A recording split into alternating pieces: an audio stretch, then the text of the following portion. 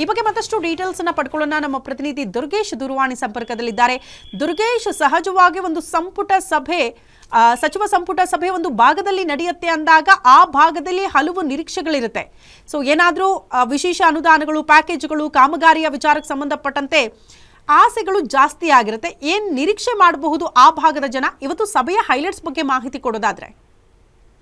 ಶ್ರುತಿ, ಏನು ರಾಜ್ಯ ಸರ್ಕಾರ ವಲಯವಾರು ಅಭಿವೃದ್ಧಿಗಾಗಿ ಒಂದು ವಿಶೇಷ ಕ್ಯಾಬಿನೆಟ್ ಗಳನ್ನ ವಲಯವಾರು ಪ್ರಾದೇಶಿಕ ವಲಯದಲ್ಲಿ ಒಂದು ನಡೆಸ್ತಾರಂಥದ್ದು. ಅದರ ಜೊತೆಗೆ ಈಗಾಗಲೇ ಕಲಬುರಗಿ, ಮೈಸೂರು ಹಾಗೂ ಈಗ ಮೂರನೇ ಒಂದು ವಿಶೇಷ ಕ್ಯಾಬಿನೆಟ್ ಚಿಕ್ಕಬಳ್ಳಾಪುರದಲ್ಲಿ ನಡೀತಾ ಇದೆ.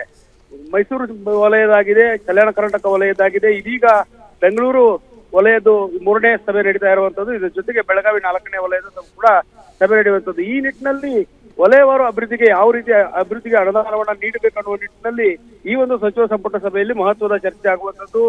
ಪ್ರಮುಖವಾಗಿ ನೀರಾವರಿ ಯೋಜನೆಗಳಾಗಿರ್ಬೋದು, ಅಲ್ಲಿರುವಂತಹ ಅಭಿವೃದ್ಧಿ ಕಾಮಗಾರಿಗಳಾಗಿರ್ಬೋದು, ಅದ್ರ ಜೊತೆಗೆ ಏನು ಶಾಲಾ ಕಾಲೇಜುಗಳು ಶೈಕ್ಷಣಿಕ ಆರ್ಥಿಕವಾಗಿ ಅವ್ರಿಗೆ ಯಾವ ರೀತಿ ಅನುಕೂಲವನ್ನ ಮಾಡಿಕೊಡ್ಬೇಕು ಅನ್ನುವ ನಿಟ್ಟಿನಲ್ಲಿ ಚರ್ಚೆ ಆಗುವಂತದ್ದು. ಈ ನಿಟ್ಟಿನಲ್ಲಿ ಚಿಕ್ಕಬಳ್ಳಾಪುರದ ಈ ಒಂದು ಸಚಿವ ಸಂಪುಟ ಸಭೆಯನ್ನು ನಾವು ನೋಡೋದಾದ್ರೆ, ಈ ಭಾಗದಲ್ಲಿ ಇರುವಂತಹ ಕೋಲಾರ ಜಿಲ್ಲೆಯಲ್ಲಿ ಸರ್ಕಾರಿ ಬಾಲಕಿಯರ ಕಾಲೇಜುಗಳಾಗಿರ್ಬೋದು, ವಿಶ್ವವಿದ್ಯಾಲಯದ ನೂತನ ಕಟ್ಟಡಗಳಾಗಿರ್ಬೋದು, ಅದರಲ್ಲೂ ಕೂಡ ಪ್ರಮುಖವಾಗಿ ಕೋಲಾರ, ಚಿಕ್ಕಬಳ್ಳಾಪುರ ಭಾಗದಲ್ಲಿ ಹೂವಿನ ಮಾರ್ಕೆಟ್ ಹೂವುಗಳ ಜಾಸ್ತಿ ಬೆಳೆಯೋದ್ರಿಂದ ಅದಕ್ಕೆ ಪುಷ್ಪ ಹರಾಜು ಸಂಸ್ಥೆಯನ್ನು ಮಾಡೋದಕ್ಕೂ ಕೂಡ ಸಾಕಷ್ಟು ಒಂದು ಕ್ರಮವನ್ನು ಕೈಗೊಳ್ಳಲಾಗ್ತಾ ಇದೆ. ಅದರ ಜೊತೆಗೆ ಕೆರೆಗಳ ಅಭಿವೃದ್ಧಿಗೆ ಹೆಚ್ಚಿನ ಒತ್ತನ್ನು ನೀಡಲಾಗ್ತಾ ಇದೆ.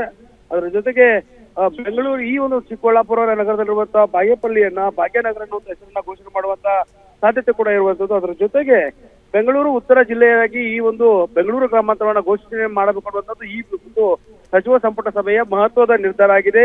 ಈ ನಿಟ್ಟಿನಲ್ಲಿ ಈ ಒಂದು ಸಭೆಯಲ್ಲಿ ಚರ್ಚೆ ಆಗುವುದು. ಯಾಕಂದ್ರೆ ಬೆಂಗಳೂರು ದಕ್ಷಿಣ ಜಿಲ್ಲೆಯನ್ನ ಈಗಾಗಲೇ ಘೋಷಣೆ ಮಾಡಿದ್ದಾರೆ.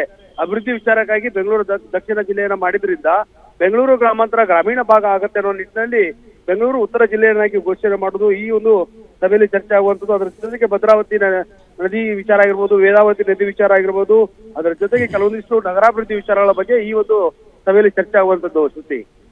ಓಕೆ ದುರ್ಗೇಶ್, ಧನ್ಯವಾದಗಳು ತಮ್ಮೆಲ್ಲ ಮಾಹಿತಿಗೆ. ಒಟ್ಟಿನಲ್ಲಿ ಸರ್ಕಾರ ವಲಯವಾರು ಈ ರೀತಿ ಸಂಪುಟ ಸಭೆ ಮಾಡುವ ಮೂಲಕ ಆ ಭಾಗದ ಸಮಸ್ಯೆಗಳು, ಕುಂದು ಕೊರತೆಗಳನ್ನು ಆಲಿಸಿ ತತ್ಕ್ಷಣಕ್ಕೆ ಅದನ್ನೆಲ್ಲ ಪರಿಹಾರ ಮಾಡಬಹುದು, ಕ್ಷೇತ್ರಗಳ ಅಭಿವೃದ್ಧಿ ಆಗಬಹುದು ಅನ್ನೋ ನಿಟ್ಟಿನಲ್ಲಿ ಈ ರೀತಿ ಸಂಪುಟ ಸಭೆ ಮಾಡ್ತಾ ಇದೆ. ಸೊ ಕಾದ್ ನೋಡೋಣ ಇವತ್ತು ಏನೆಲ್ಲ ಚರ್ಚೆ ಆಗುತ್ತೆ ಅಂತ.